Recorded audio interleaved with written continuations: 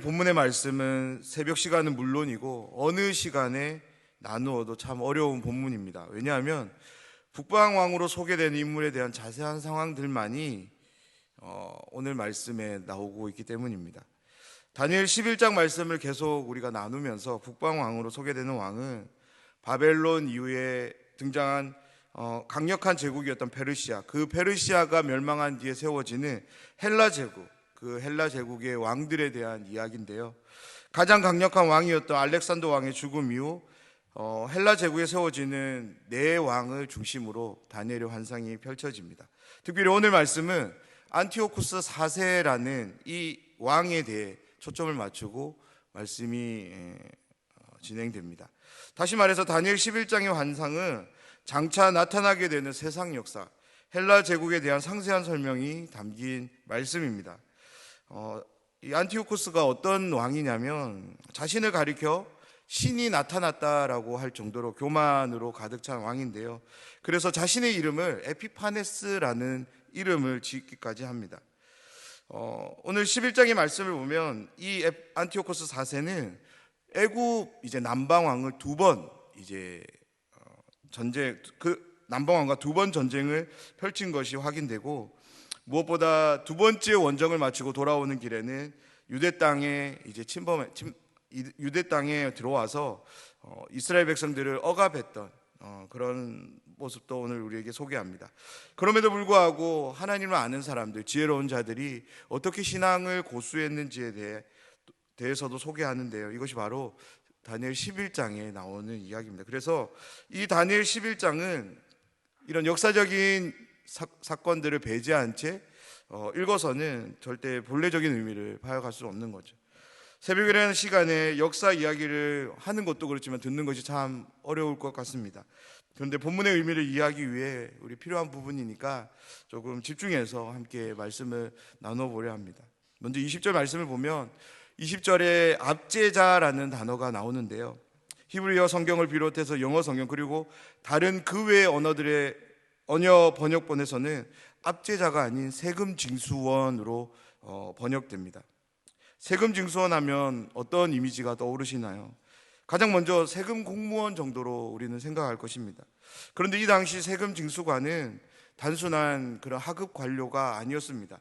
왕과 함께 국책을 논할 만큼 상당한 고위 관료였기에, 그래서 왕은 누구보다 신뢰했던 사람을 세금 징수관으로 세웠다고 합니다. 20절에 대한 역사는 이런 증언인데요. 선대 왕이었던 안티오코스 3세는 전쟁으로 인해 막대한 부채를 얻게 되었다고 해요. 그런데 그것을 갚지 못하고 그냥 죽게 되었는데, 그 왕을 이어서 이제 셀류쿠스가 왕이 됩니다. 그래서 이 아들이 아버지가 물려준 이 부채를 갚기 위해서 어떤 생각을 가지냐면, 예루살렘 성전에 진귀한 그 재물이 있다는 그 소식을 듣습니다. 그 즉시로 그 예루살렘 성전에 들어가서 이 재물을 강탈해 오기 위해서 이 세금 징수관을 보내는 거죠. 그 말씀을 보면 이제 압제자가 아름다운 땅에 들어가서 이렇게 거닌다는 내용이 바로 그 예루살렘 그 성전 안에 있는 그 보물을 이제 약탈해 오는 것을 의미하는 것입니다. 그런데요, 이 세금 징수관은 이제 그것을 실패합니다.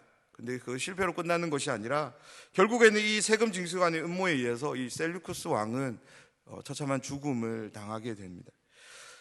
한나라의 왕이 그 헬라 제국이라는 그 강력한 제국의 왕이 이제 죽음을 당합니다. 그 혼란을 틈타 한 왕이 세워지는데 21절은 이 상황에 대해서 이렇게 묘사하는데요. 또 그의 왕위를 이을 자는 비천한 사람이라 나라의 영광을 그에게 주지 아니할 것이나 그가 평안할 때를 타서 속임수로 그 나라를 얻을 것이며, 셀류쿠스의 죽음을 통해 공석이 된 왕자를 안티오코스 4세가 이제 차지하게 되는데요. 이것이 합법적인 방법에 의해 되어진 것이 아니기에 성경은 속임수로 얻게 되었다라고 말합니다. 그리고 안티오코스 4세에 대해서도 비천한 자라고 소개하는데요. 왜냐하면 안티오코스 4세가 셀류쿠스 가문에 속한 사람이긴 했지만 왕위를 정상적으로 계승할 사람은 아니었던 겁니다. 왕위를 계승할 사람이 있었는데 이 안티오코스가 그 사람을 체포하고 그를 대신해서 자기가 왕이 되었다고 해요. 그래서 성경은 이러한 정황을 기인해서 그를 비천한 사람으로 묘사하는데요. 비천하다라는 이 말보다 경멸을 받아야 되는 이 말이 더 바른 번역 같아 보입니다. 22절을 시작으로 안티오코스 4세가 어떻게 권력을 얻게 됐는지, 그리고 그 권력을 어떻게 사용하는지에 대해서 성경은 우리에게 자세하게 환상을 통해서 우리에게 보여줍니다. 24절 말씀을 보면, 24절 말씀을 제가 한번 읽어드리겠습니다. 그가 평안한 때에 그 지방의 가장 기름진 곳에 들어와서 그의 조상들과 조상들의 조상이 행하지 못하던 것을 행할 것이요, 그는 노력하고 탈취한 재물을 무리에게 흩어주며 계략을 세워 얼마 동안 산성들을 칠 것인데 때가 이르기까지 그리하리라. 아멘.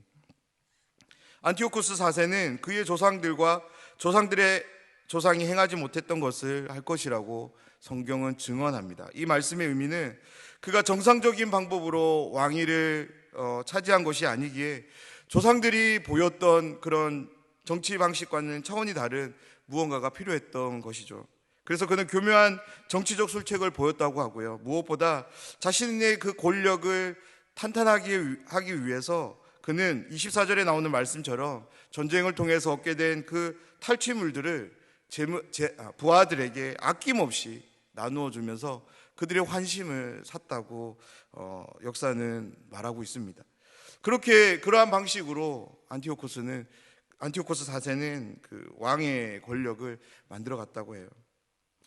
그러면서 안티오코스가 두 번에 걸쳐서 애굽 정벌을 나서는 것을 성경 우리에게 보여주는데요. 25절에서 28절은 첫 원정에 대한 환상입니다. 그런데 우리가 주목해야 될 부분은 27절에 소개되는 부분인데요. 이는 아직 때가 이르지 아니하였으므로 그 일이 이루어지지 아니할 것임이라. 왜 이 부분에 우리가 주목을 해야 되냐면, 이 세상 역사, 헬라 제국의 역사가 그런 안티오코스나 그 왕들에 의해서 전개되는 것 같아 보이지만, 오늘 말씀은 하나님의 개입이 있음을 보여주고 있기 때문에 그렇습니다. 세상 역사만을 두고 볼 때 이 세상 역사는 힘에 의해 진행되는 역사처럼 보입니다.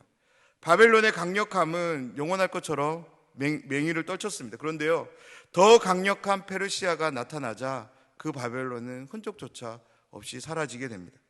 바벨론을 이긴 페르시아, 이 페르시아는 어떻습니까? 헬라 제국 앞에 맥없이 무너집니다. 페르시아를 이긴 헬라 제국도 영원하지 못합니다. 뒤이어 일어난 더 강력한 로마에 의해서 헬라 제국도 장악되어집니다. 세상 역사는 실제로 힘에 의해 진행되는 것처럼 보입니다. 그런데요, 성경은 이 주장에 대해 제동을 겁니다. 어떤 제동이냐면, 세상 모든 역사는 다름 아닌 하나님의 주관하에 이루어진다는 것입니다. 바벨론의 일어남이 자신의 힘에 의한 것이 아니라 하나님의 일시적인 허락 때문에 바벨론도 일어날 수 있었다는 것입니다. 페르시아도 마찬가지고 그 이후에 헬라, 로마도 이 모든 나라들이 강력한 제국으로 세워질 수 있었던 것은 하나님의 허락 때문이라고 성경은 우리에게 말씀하고 있습니다. 29절의 시작이 어떤 말로 시작되냐면 작정된 기한이라는 말로 시작됩니다. 다시 말해서 안티오코스 4세가 자신의 권력을 동원하여 애굽 원정, 두 번째 원정을 떠나고 모든 것을 자신이 주도적으로 하는 것처럼 보여주지만 성경은 아랑곳하지 않고 분명하게 말씀합니다. 이 모든 것이 하나님의 허용 범위 안에 있음을 우리에게 보여주고 있습니다. 사랑하는 여러분, 우리가 살아가는 이 땅 위에서 일어나는 모든 일들이 신자든 비신자든 막론하고 이 세상 모든 역사가 하나님의 주관하에 운행됨을 믿으십니까? 그렇습니다. 이 세상 역사가 흘러가는 그 흐름의 중심에는 힘이 있는 것이 아니라, 문화가 있는 것이 아니라 바로 하나님이 계심을 믿습니다. 31절을 시작으로 35절은 안티오코스 4세가 예루살렘 성전을 더럽히는 사건을 소개하는데요. 두 번째 애굽 원정을 떠난 안티오코스 4세는 로마의 개입으로 인해 애굽을 정복하지 못한 채 그냥 맥없이 귀환해야만 했습니다. 그렇게 귀환하는 안티오코스 4세는 예루살렘을 그냥 지나치지 않고 유대 땅에 들어가서 처참한 행위들을 벌이는데요. 31절 뒷부분은 안티오코스 4세에 의해 일어난 일들에 대해서 간략하게 우리에게 소개합니다. 하지만 카톨릭에서 읽혀지는 성서에 보면 마카베오 1서라는 외경이 있어요. 그 말씀을 보면 어떤 일들이 일어났는지에 대해서 우리에게 상세하게 소개하는데요. 가장 먼저 안티오코스 4세는 전통적인 유대 종교 행위를 하는 자들을 처참하게 죽였다고 해요. 무엇보다 이 죽이는 일들이 한순간으로 끝나는 것이 아니라 계속적으로 이런 종교 행위를 하는 사람들을 내가 죽일 것이다 라는 그런 칙령을 내렸다고 합니다. 그리고 성전에서 항상 드리는 제사를 중단시키고 할례도 금지시키고 곳곳에 제단을 세워서 돼지와 같은 유대인들이 부정하게 여기는 동물들만 가지고 제사를 지내도록 그렇게 강행했다고 합니다. 안티오코스 4세 이에 자행된 이러한 일들이 유대인들에게 얼마나 치욕스럽고 고통스럽게 다가왔을까요? 비록 환상이지만 이 환상을 목도한 다니엘의 마음은 어떠했을까요? 이러한 부정적인 상황들로 다니엘 11장이 맞춰진다면 이 환상은 너무나도 슬픈 그런 환상으로 우리에게 전해질 것인데요. 하지만 32절을 시작으로 하나님의 역사가 함께함을 우리는 보게 됩니다.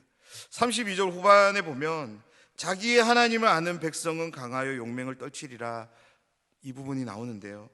안티오코스 4세가 강력한 힘을 바탕으로 칙령을 내린다 할지라도 하나님을 아는 백성들, 그 백성들은 그 모든 칙령에 맞서게 될 것을 성경은 우리에게 증언합니다. 그리고 33절부터 지혜로운 자라는 특정한 한 인물들이 계속적으로 소개되는데요.